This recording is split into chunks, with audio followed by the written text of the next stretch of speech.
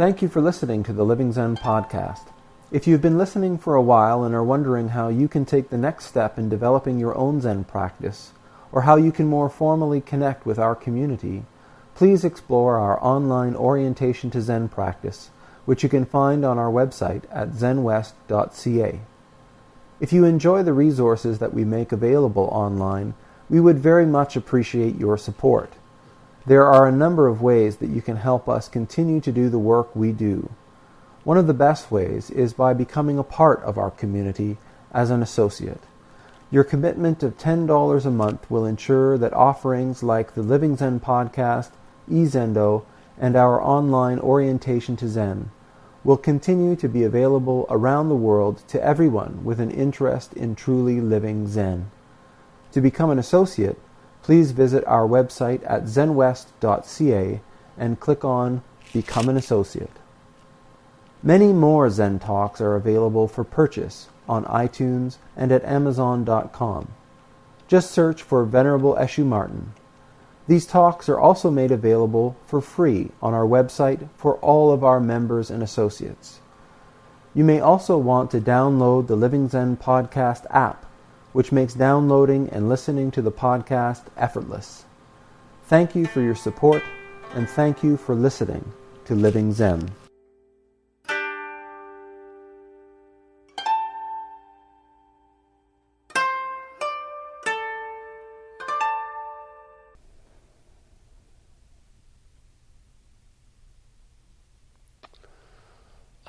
It always seems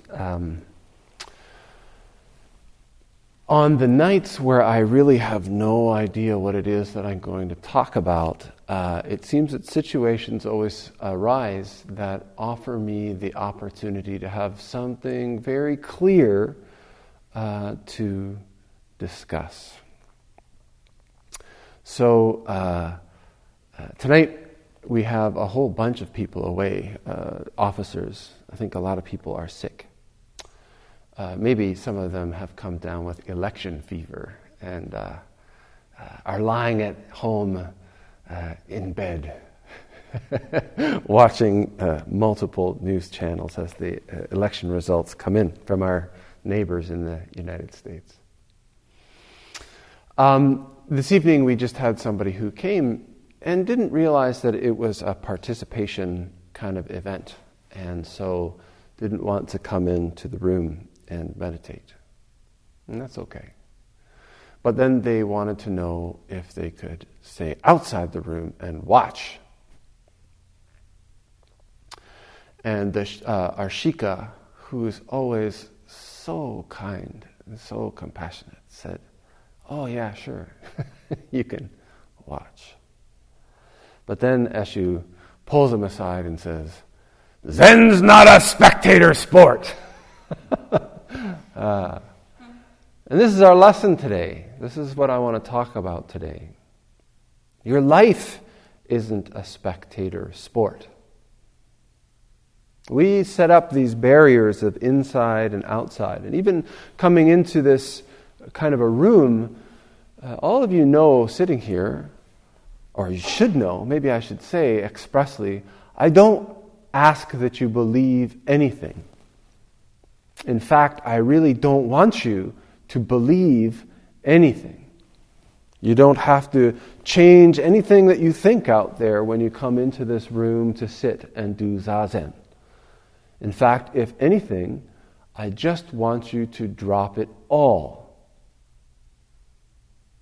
All I want you to do when you come in here is to sit while you're sitting, to breathe as you're breathing, to chant when we chant, to walk when we walk.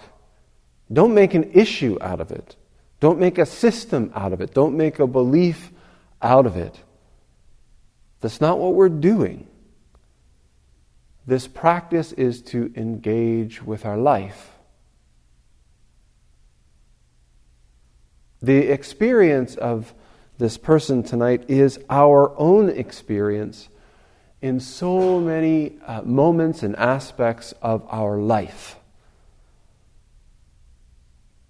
We set up what our expectation is, or we set up what our idea is, And when we arrive, wherever it is that we're going or whatever it is that we're trying to do, and we find things a little bit different than we expected,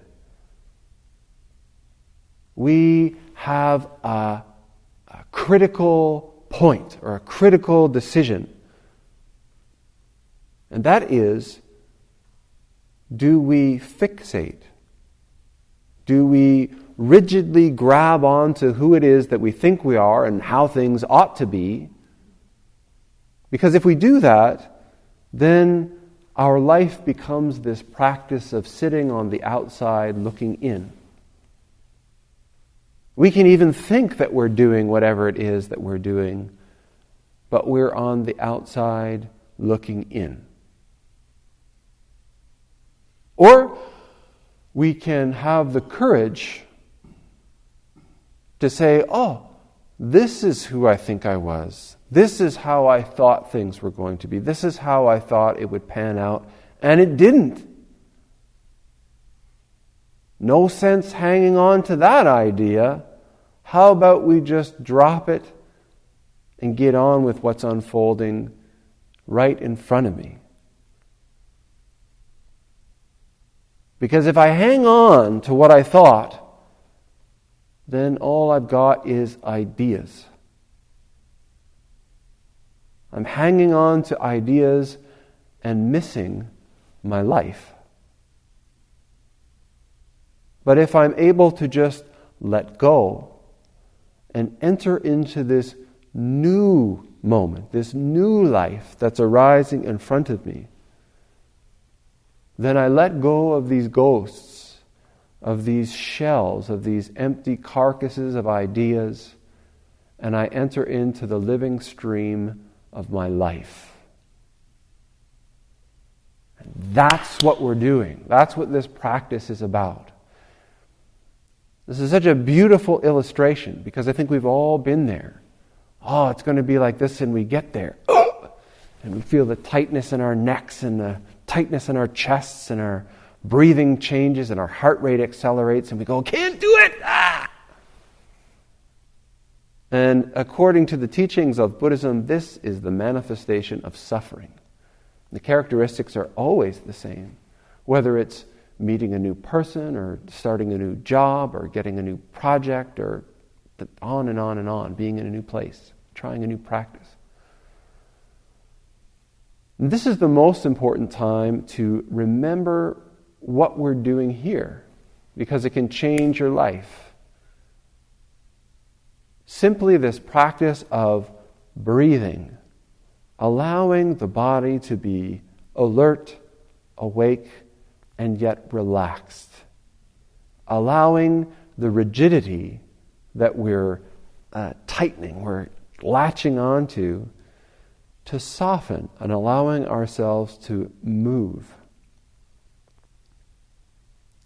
Even in this process of a single period of seated meditation, you can watch, you can experience, you can become aware of this process in your own mental, emotional, physical being. You find that as we pay attention to our breath, as we pay attention to our posture, as we pay attention to what we're feeling physically, mentally, emotionally, there is a softening. A dissolution is the word that I often use. We are entering into the experience of what it is to be here sitting together. As a thought arises, as a feeling arises, as we get a little twinge in our leg, we can feel this sort of constriction, this division that's taking place between ourselves, our thought, and our environment. And if we catch it, we can actually consciously turn it around and go the other way and continue to soften again. The value of this practice permeates our entire lives once we become aware of what it is that we're doing. Once we become aware, once this fundamental awareness of where we are with our mind, with our body, with our hearts. Once this starts to develop, it permeates every aspect of our life. When we talk about awakening in Zen, in Buddhism, this is what we're talking about. And as we begin to wake up, as we begin to become more aware of what it is that we're doing in our lives, for the first time we realize how much of our lives we spend asleep, going from one thing to another, one object to another, thinking that they're separate, thinking that they are our ideas, thinking that we are our idea. And when we begin to see that these ideas are just that, ideas that don't necessarily reflect this activity that's unfolding before us as our life. When we, in our regular liturgy in the Zen Center, we chant 4 vows. And one of those vows is to Dharma gates beyond measure, I vow to penetrate. The applications of this fundamental awareness are limitless, they're endless, they're never ending. The opportunities for us to awaken to this dynamic activity unfolding, which is our life, it's just never ending. And so if we're going to engage in Zen practice, the commitment that we make is just to continuously, endlessly awaken.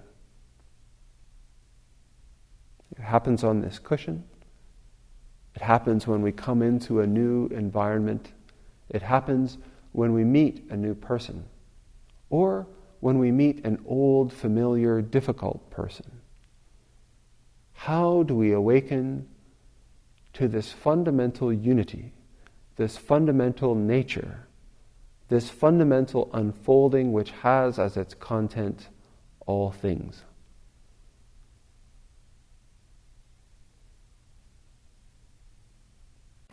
Thanks for listening to the Living Zen podcast. If you follow Living Zen through iTunes, I would very much appreciate it if you would take a moment to let me know what you think about it by rating or reviewing the podcast, so that new listeners can also hear what you have to say. Thank you for your time and for your support.